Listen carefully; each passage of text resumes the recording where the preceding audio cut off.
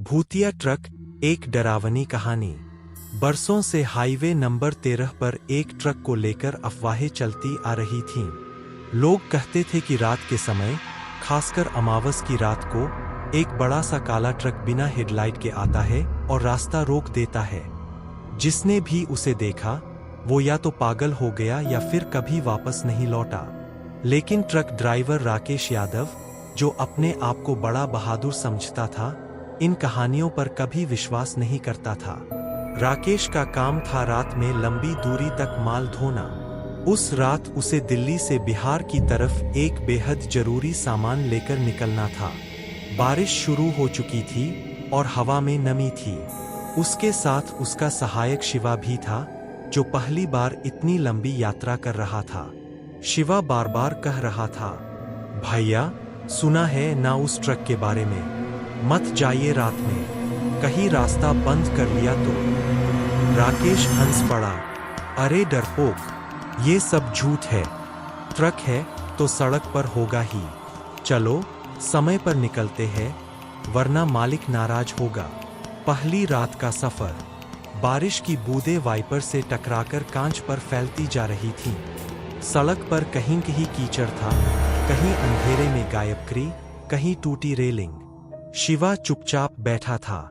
Rakesh radio चलाकर पुराने गानों में खो गया। तभी कुछ दूर जाकर सड़क सुनसान हो गई। न कोई ढाबा, न पेट्रोल पंप, सिर्फ बारिश की आवाज, ट्रक के इंजन की घरघराहट और कभी-कभी बिजली की चमक। करीब आधे घंटे बाद सामने सड़क पर हल्की सी धुंध में एक बड़ा काला आकार दिखा, जैसे कोई ट्रक बीच सड़क में खड़ा हो। राकेश ने पहले सोचा कोई खराब ट्रक होगा।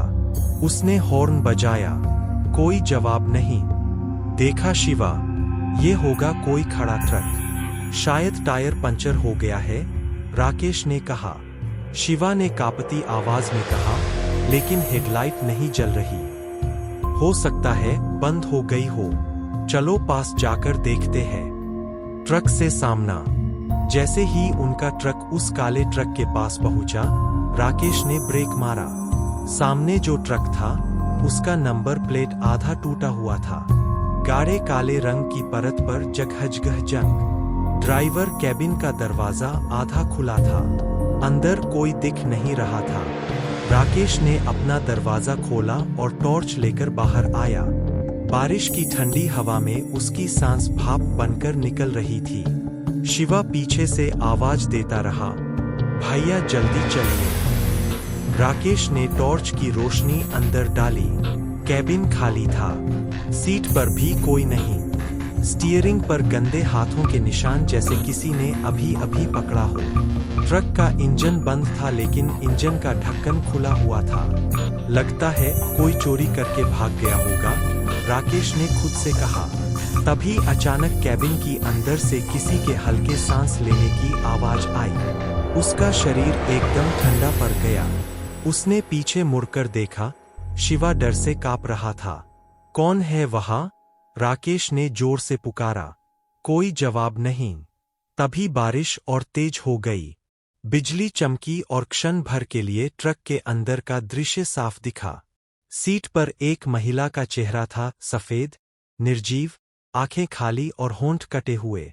राकेश की टॉर्च हाथ से गिरते गिरते बची। भागो, शिवा चिल्लाया। लेकिन तभी कैबिन का दरवाजा खुद ब खुद बंद हो गया।